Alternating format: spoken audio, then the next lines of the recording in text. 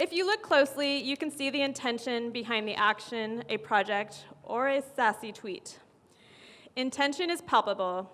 A handwritten thank you note resonates in our hearts more strongly than an email. One person standing for something pales in comparison to a community fighting for something. Beautiful work is not on accident. Beauty grows from the seed of a clear intention.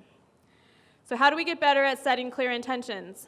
The same way we improve at anything, with practice, self-awareness, feedback from friends, and learning how to show up more wholeheartedly. This month's Global Exploration of Intention was chosen by our Nashville chapter and illustrated by Nick Dom. And we're now introducing our speaker of the month, Deangelo Mack.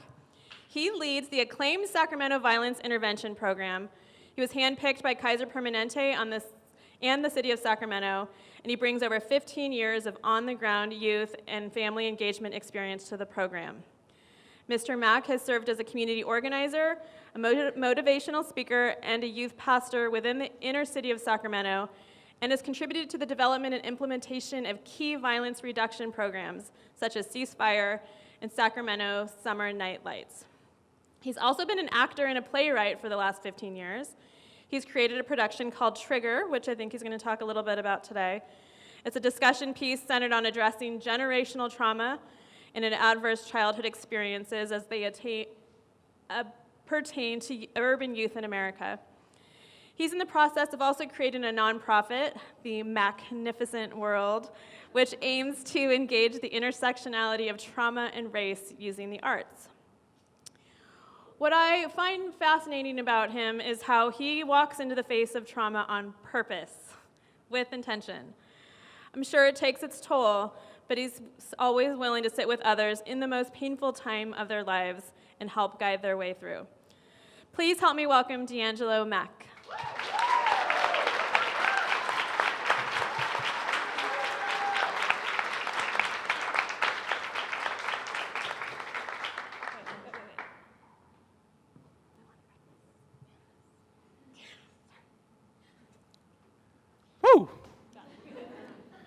It's a lot of y'all.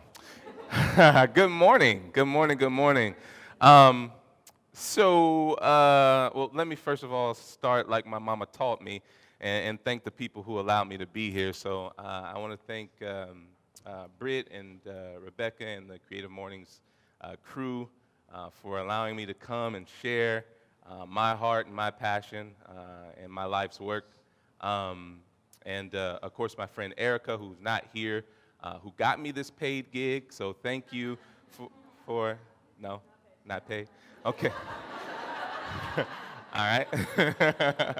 Free coffee. I'm going to try to follow this because my bio said that I'm a former youth pastor, and for those that know clergy, that's all I have to say. I won't be preaching today. So I'm always excited to speak in front of new people about the purpose work I do. One, because it brings awareness to the call, and two, because it allows me to meet brand new family. Today, I'll be talking to you guys about some very important work, and it is my intention to make you feel a little uncomfortable. I know. You probably didn't expect to come here and feel uncomfortable. It's Friday morning, the start of your weekend. You got your Lululemon pants on. You got your coffee in your hand. You know, Rebecca said nothing about being uncomfortable, but it is also my intention that uncomfortableness is received in love and that we help to continue to build beloved community by the end of this talk. So I'm just so excited to be here and just tell my story.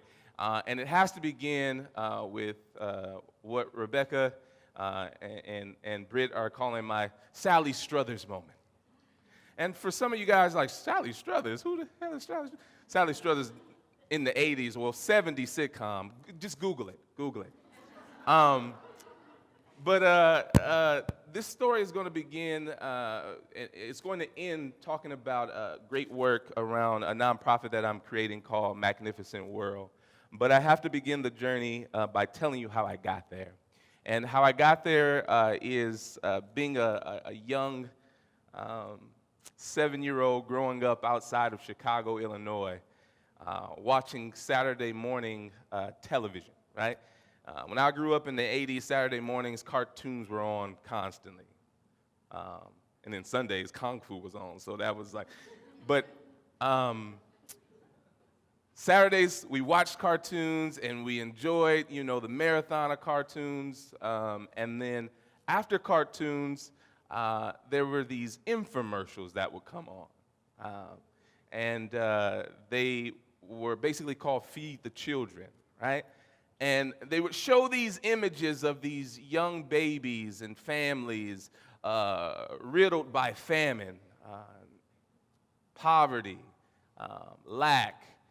And I would sit there and I would watch these young babies, right, hunched over and hungry.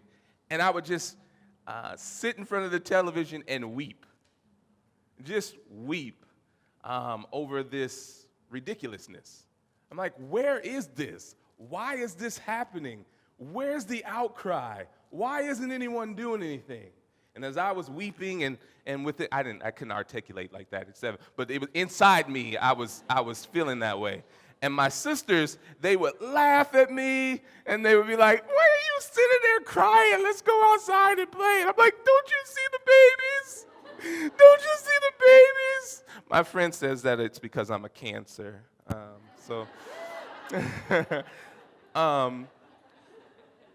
And so that led me to want to do more at 7. Like, how do I do more for these children in Africa and Guatemala and these different third world countries, right? How do I do more? Well, I knew at 7 I wasn't getting on a plane flying to Africa. I knew I wasn't, doing any work outside of my community. So I began to find ways to be a part of my community. And how do I change that community, right? That work led me to work here in Sacramento, which led me to an amazing program that I'm a part of. And we're going to show you just a quick video that'll explain that program. We're dealing with a population who's forgotten. I was stabbed 6 times one day after school. I've been in the streets a lot of my life, so I kind of know about gangs. A lot of these kids don't have positive role models or positive influences that they can look up to see something greater.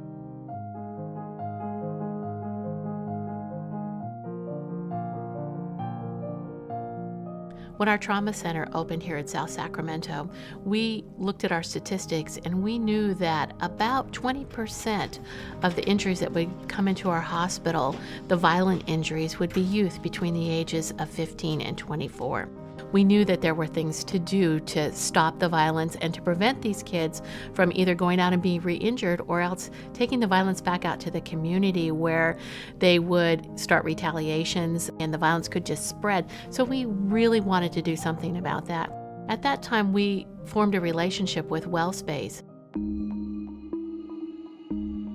This program basically serves youth who have been shot, stabbed, or assaulted. What we do is we offer comprehensive case management for the clients as well as their families.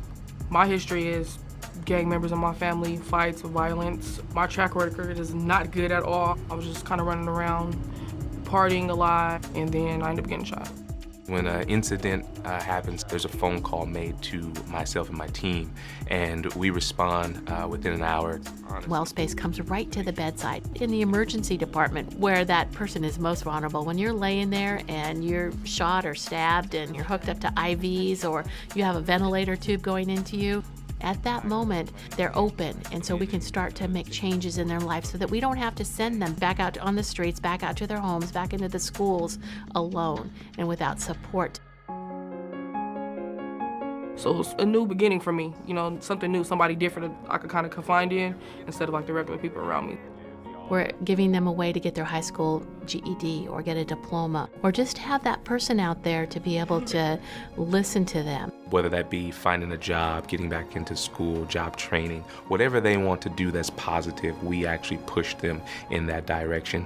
We found that through the program that they can open up and we find out how we can help them be successful. The partnership between Kaiser and WellSpace, we've seen tremendous success. Less than 1% of our population has been re-injured or has gone to jail. It changed my life a lot. If it wasn't for this program, I would probably still be out getting into trouble. We know that we can change these kids' lives around. When they come in and they just see no hope, what we're giving them is hope. Wow.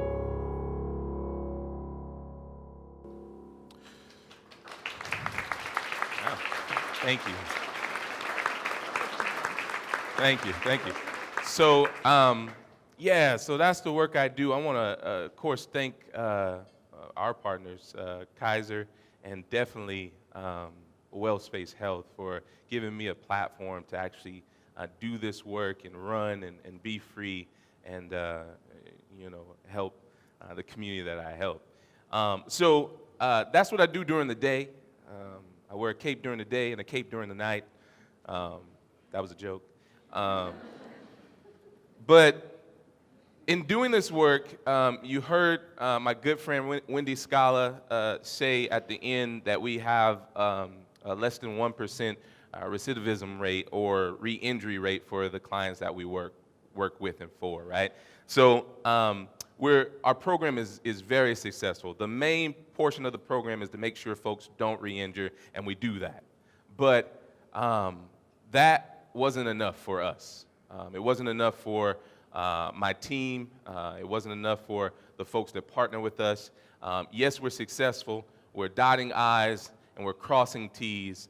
But as a friend of mine asked me, are they being liberated, right? Are they being freed? And what we found was freedom looks like understanding where violence came from, understanding where trauma comes from, right?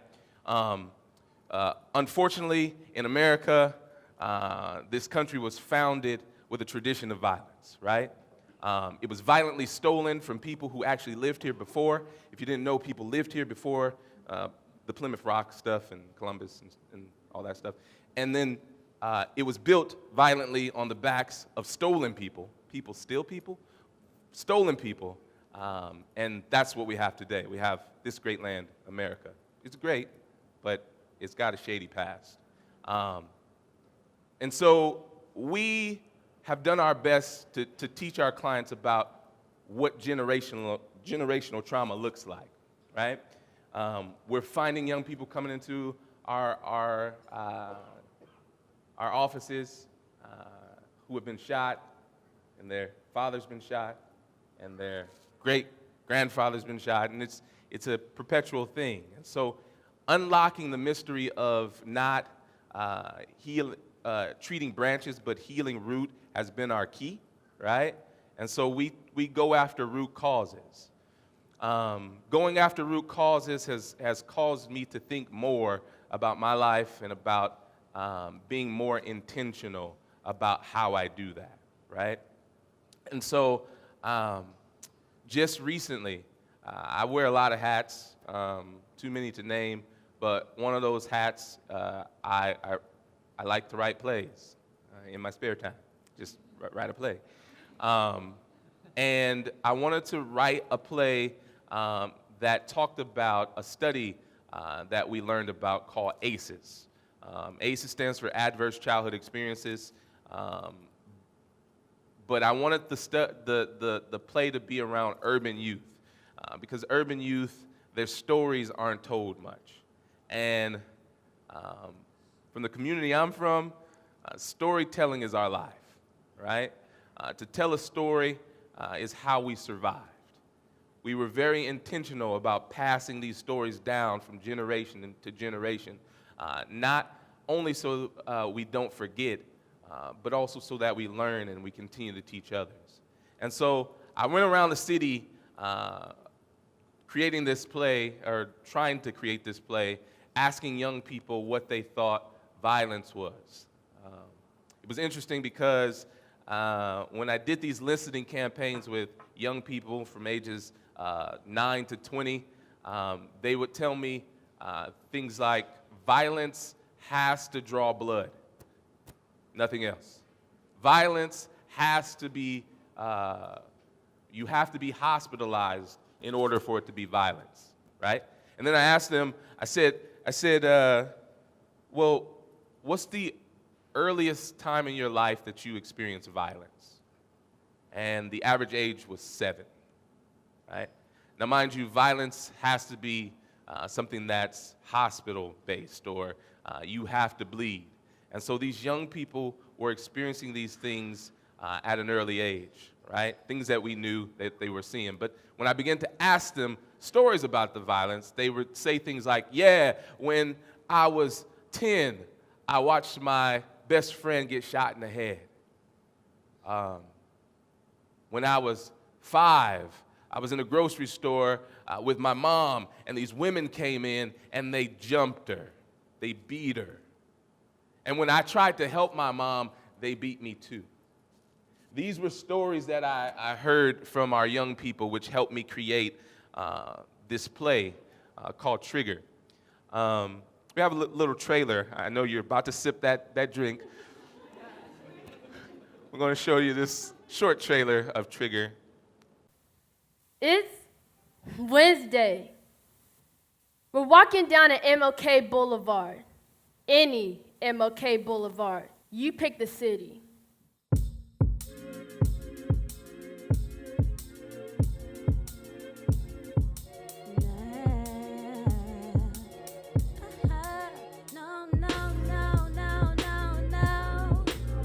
You never know. You never know, no.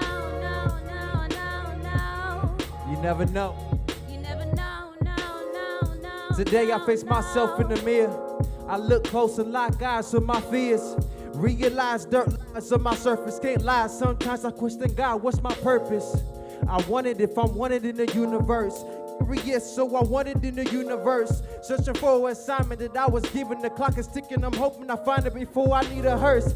I swear we all living in the maze. Living in a maze. Looking for the answers, levels to this shit. And it only gets harder, swimming from the bottom when you trying to breathe underwater. The truth is, I get tired sometimes. Okay, recently, it's been all the time. Help from the clouds. I don't know how. You never know, no. So this play was co-written, co-produced, and co-directed by young people. The basis was they get to tell their story about what they experienced, right? That ACEs study basically linked early childhood trauma with health disparities as an adult, health and social disparities in your adulthood. And so this play is centered around things that they deal with, like suicide, and gun violence, and self-image issues, abandonment. A lot of our young people come from foster homes and are hurting. And so this play follows them through that using techniques like mindfulness and others that we use in our practice to tell their story. And so this was the start of the creation of Macknificent World. Back in 2012, I created a bracket of what is now Magnificent World, and that was Magnificent Photo. We believe in the power of exposure, and we're very intentional about exposing young people to things that they necessarily wouldn't expose themselves to. We believe that if you can expose a young person to things like sailing, we took young people sailing on an ocean, hiking in the mountains, right? Traveling to Elk Grove. It's funny, but I have clients who live a block away from Elk Grove in South Sac and won't go to Elk Grove because they say it's not for them. We're very intentional about connecting young people and the people we work with things that they don't necessarily feel are for them, which is why intentionally I'm here. I'm here at Creative Mornings because diversity is the engine that runs creativity. We have to continue to be very intentional about our inclusion, very intentional about our gifts and how we give them, right? Very intentional about those gifts and who we give them to. So often we find ourselves in bubbles, and it's comfortable in our bubbles, right? We can make it, it can be sunny, you know, it can rain, but they're safe bubbles, right? I'm very intentional in everything I do. I'm very intentional in moving an agenda that erases oppression. I'm very intentional about lowering numbers that are disproportionate negatively when it comes to black and brown individuals. I'm very intentional about spreading a word of love. I was privileged to actually visit Alabama. The Equal Justice Initiative has a memorial that they just built. It's the Justice and Peace Memorial. It's in honoring of all the lynchings that have happened in America from when we got here to the 1950s, right? And it sounds morbid to those that don't get it, but it's actually an amazing representation of freedom and liberty. And so I bring that up because I was there and I was just talking about the power of being intentional in showing love. And for my people, black folks, we love loving people. We're tremendously loving and forgiving in all aspects. I was actually looking at some old footage of the Charleston shooting, the young man who went into the church and shot up all the parishioners and they died. And he was in court and they showed the living parishioners watching him in court, and they said, "We love him. We forgive him." A couple months ago, I was sitting with young Stephon Clark's grandmother, and she turned to me and she said, "Deangelo, I forgive those police officers who shot my baby. I just want justice." And I began to realize that we have this great propensity to love beyond measure, right? It's almost intentional that we love through our art and through our creativity and through our culture, right? And I was speaking with a friend right there at that lynching memorial and telling her just about the greatness of the love that we have for people. I believe that at times we're so oppressed because our love can change the world. And because that love can change the world, we're constantly pressed down. And as we were talking, she asked me, she said, what if we took that love that's inside of us and first of all turned it on ourselves? The love that's in you, what if you turned it on yourselves? What would it look like? She said, if Brian Stevenson, the creator of this great memorial, turned love on himself, what would this memorial look like? I was like, dang, this thing already the bestest it could ever be. But what if we begin to turn that love on ourselves? And then when she asked me that question, it came to mind. I said, man, this place would look like Wakanda. And she shook her head at me. She said, yeah, black love is vibranium. So I want to leave you with this. I'm glad I didn't have 30 seconds like those other people. That was so tough. You guys did great.